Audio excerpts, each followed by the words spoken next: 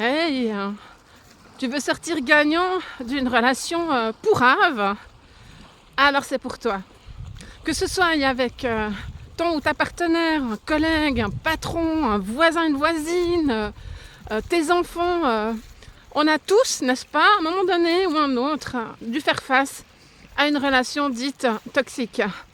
Alors si tu commences dans ta relation à entendre des propos blessants, humiliants, ou voire même des menaces, et puis que tu rends à l'agresseur, hein, homme ou femme, que tu as été blessé ou que ça t'a touché d'entendre ci ou ça, et que l'autre te rétorque que t'en fais des pataquès, t'es trop sensible, etc., etc., etc., ou tu fais des histoires pour rien, accessoirement.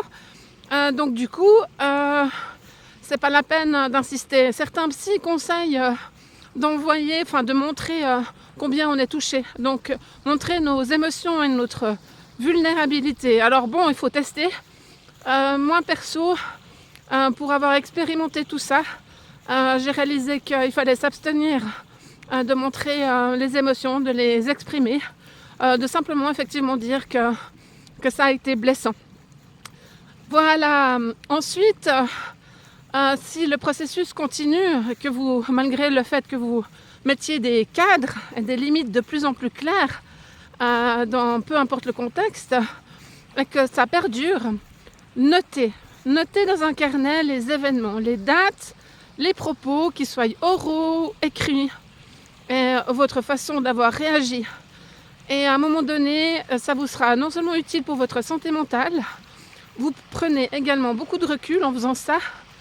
Et l'idée, c'est de sortir aussi de la confusion dans laquelle on peut se retrouver face à ce genre de enflure toxique. Ben oui, appelons un chat un chat.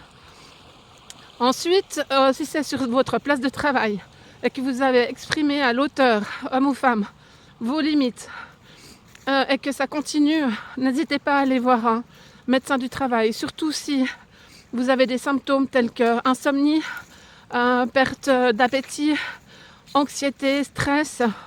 C'est pas bon du tout. Si c'est au sein de votre couple et que vous n'arrivez pas à quitter l'autre, prenez le temps de vous poser la question pourquoi. Pourquoi c'est encore difficile de partir malgré des situations des fois dramatiques. J'ai accompagné une cliente qui avait été poussée dans les escaliers.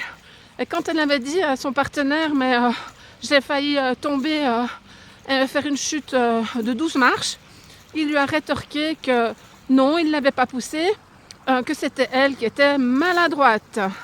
Voilà.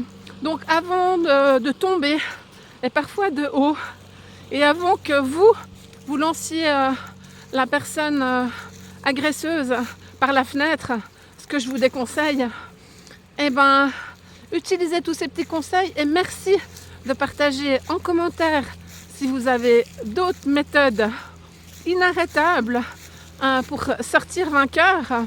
Et merci de vous abonner à ma chaîne pour que je puisse continuer à offrir du contenu qui puisse intéresser les personnes concernées.